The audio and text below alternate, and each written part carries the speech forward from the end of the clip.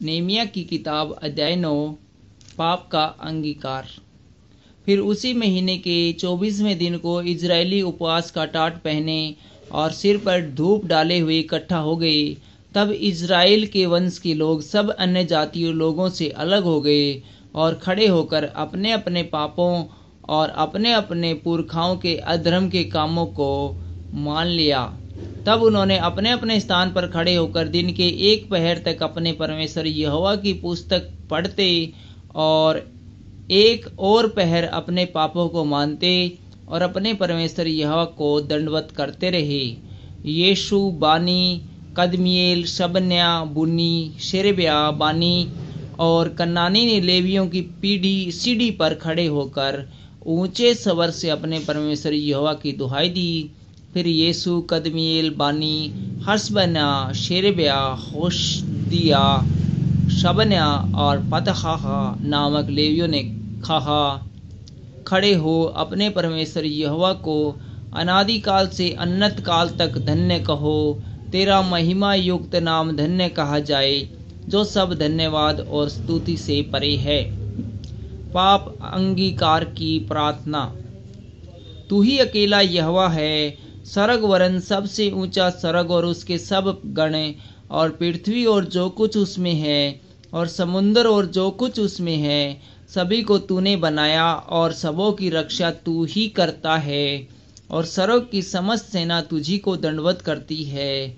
हे यहोवा, तू ही वह परमेश्वर है जो अब्राहम को चुनकर कसदियों के ऊपर नगर से निकाल लाया और उसका नाम अब्राहम रखा और उसके मन को अपने साथ सच्चा पाकर उससे वाचा बांधी।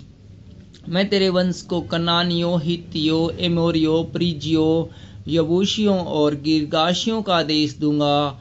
और तूने अपना वह वचन पूरा भी किया, क्योंकि तू धर्मी है। फिर तूने मिस्र में हमारे पुरखाओं के दुख पर दृष्टि की और लाल समुद्र के तट पर उनकी दुहाई सुनी। फिरौन और उसके सब कर्मचारी वरन उसके देश के सब लोगों को दंड देने के लिए चिन्ह और चमत्कार दिखाए, क्योंकि तू जानता था कि वे उनसे ढिठाई का व्यवहार करते हैं। और तूने अपना ऐसा बड़ा नाम किया जैसा आज तक वर्तमान है। तूने उनके आगे समुद्र को ऐसा दो भाग किया कि वे समुद्र के बीच सतल स्थल चलकर पार हो गए, और जो उनके पीछे पड़े थे उनको तूने गहरे समुद्र में ऐसा डाल दिया जैसा पत्थर महाजल राशि में डाला जाता है। फिर तूने दिन को बादल के खंभे में होकर और रात को आग के खंभे में होकर उनकी अगुवाई की कि जिस मार्ग पर उन्हें चलना था उसमें उनको उजियाला मिले। फिर तूने सीने पर्वत पर उतरकर आकाश में से उनके साथ बातें की और उनको सीधे नियम, सच्ची व्यवस्था और अच्छी विधियां और आज्ञाएं दी। उन्हें अपने पवित्र विश्राम दिन का ज्ञान दिया और अपने दास मूसा के द्वारा आज्ञाएं और विधियां और व्यवस्था दी। उनकी भूख मिटाने को आकाश से उन्हें भोजन दिया और उनकी प्यास बुझाने को चट्टान में से उनके लिए पानी निकाला। और उन्हें आज्ञा दी कि जिस देश को तुम्हें देने की मैंने शपथ खाई है उसके अधिकारी होने को तुम जाओगे। परंतु उन्होंने और हमारे पुरखाओं ने अपमान किया और हठीले बने और तेरी आज्ञाएं न मानी और आज्ञा मानने से इनकार किया। और जो आश्चर्य कर्म तूने उनके बीच किए उनका स्मरण न किया, वरन हट करके यहाँ तक बलवा करने वाले बने कि एक प्रधान ठहराया कि अपने दासत्व की दशा में लौटें। परंतु तू क्षमा करने वाला, अनुग्रहकारी और दयालु, विलंब से कोप करने वाला और अति करुणामय ईश्वर है। तूने उनको न त्यागा, वरन जब उन्होंने बछड़ा ढाल कर कहा, तुम्हारा परमेश्वर जो तुम्हें मिस्र देश से छुड़ा लाया वह यही है, और तेरा बहुत तिरस्कार किया, तो भी तूने जो अति दयालु है उनको जंगल में न त्यागा। न तो दिन को अगुवाई करने वाला बादल का खंभा उन पर से हटा और न रात को उजियाला देने वाला और उनका मार्ग दिखाने वाला आग का खंभा। परंतु तूने उन्हें समझाने के लिए अपने आत्मा को जो भला है दिया और अपना मन्ना उन्हें खिलाना न छोड़ा और उनकी प्यास बुझाने को पानी देता रहा। 40 वर्ष तक तू जंगल में उनका ऐसा पालन पोषण करता रहा कि उनको कुछ घटी न हुई, न तो उनके वस्त्र पुराने और न उनके पाँव में सूजन हुई। फिर तूने राज्य राज्य और देश देश के लोगों को उनके वश में कर दिया और दिशा दिशा में उनको बांट दिया। यो में हेशबोन के राजा शिहोन और बाशान के राजा ओग दोनों देशों के अधिकारी हो गए। फिर तूने उनकी संतान को आकाश के तारों के समान बढ़ाकर उन्हें उस देश में पहुंचा दिया जिसके विषय तूने उनके पूर्वजों से कहा था कि वे उसमें जाकर उसके अधिकारी हो जाएंगे। इस प्रकार यह संतान जाकर उसकी अधिकारिण हो गई और तूने उनके द्वारा देश के निवासी कनानियों को दबाया और राजाओं और देश के लोगों समेत उनको उनके हाथ में कर दिया कि वे उससे जो चाहे सो करे। उन्होंने गढ़वाले नगर और उपजाऊ भूमि ले ली और सब भांति की अच्छी वस्तुओं से भरे हुए घरों के और खुदे हुए होदों के और दाख और जैतून की बारियों के और खाने के फल वाले बहुत से वृक्षों के अधिकारी हो गए। वे उसे खा खा कर तृप्त हुए और हष्टपुष्ट हो गए और तेरी बड़ी भलाई के कारण सुख भोगते रहे। परंतु वे तुझसे फिरकर बलवा करने वाले बन गए और तेरी व्यवस्था को त्याग दिया और तेरे जो नबी तेरी ओर उन्हें फेरने के लिए उनको चिताते रहे, उनको उन्होंने घात किया और तेरा बहुत तिरस्कार किया। इस कारण तूने उनको उनके शत्रुओं के हाथ में कर दिया और उन्होंने उनको संकट में डाल दिया।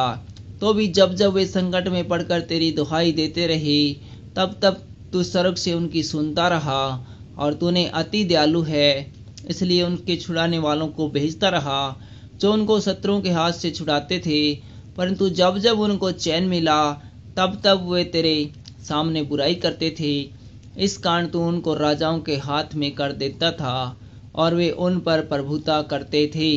तो भी जब वे फिरकर तेरी दुहाई देते तब तू स्वर्ग से उनकी सुनता और तू जो दयालु है इसलिए बार बार उनको छुड़ाता और उनको चिताता था कि उनको फिर अपनी व्यवस्था के अधीन न कर दे। परंतु वे अभिमान करते रहे और तेरी आज्ञा नहीं मानते थे और तेरे नियम जिनको यदि मनुष्य माने तो उनके कारण जीवित रहे, उनके विरुद्ध पाप करते रहे और हट करके अपना कंधा हटाते और न सुनते थे। तू तो बहुत वर्ष तक उनकी सहता रहा और अपने आत्मा से नबियों के द्वारा उन्हें चिताता रहा, परंतु वे कान नहीं लगाते थे। इसलिए तूने उन्हें देश देश के लोगों के हाथ में कर दिया। तो भी तूने जो दयालु है उनका अंत नहीं कर डाला और न उनको त्याग दिया, क्योंकि तू अनुग्रहकारी और दयालु ईश्वर है। अब हे हमारे परमेश्वर, हे महान पराक्रमी और भय योग्य ईश्वर, जो अपनी वाचा पालता और करुणा करता है, जो बड़ा कष्ट असूर के राजाओं के दिनों से ले आज के दिन तक हमें और हमारे राजाओं, हाकिमों, याजकों, नबियों, पुरखाओं वरन तेरी समस्त प्रजा को भोगना पड़ा, वह तेरी दृष्टि में थोड़ा न ठहरे। तो भी जो कुछ हम पर बीता उसके विषय तू धर्मी है। तूने तो सच्चाई से काम किया है, परंतु हमने दुष्टता की है। हमारे राजाओं और हाकिमों, याजकों और पुरखाओं ने न तो तेरी व्यवस्था को माना और न तेरी आज्ञाओं और चितौनियों की ओर ध्यान दिया है जिनसे तूने उनको चिताया था। उन्होंने अपने राज्य में और उस बड़े कल्याण के समय जो तूने उन्हें दिया था और इस लंबे चौड़े और उपजाऊ देश में तेरी सेवा नहीं की और न अपने बुरे कामों से पश्चाताप किया।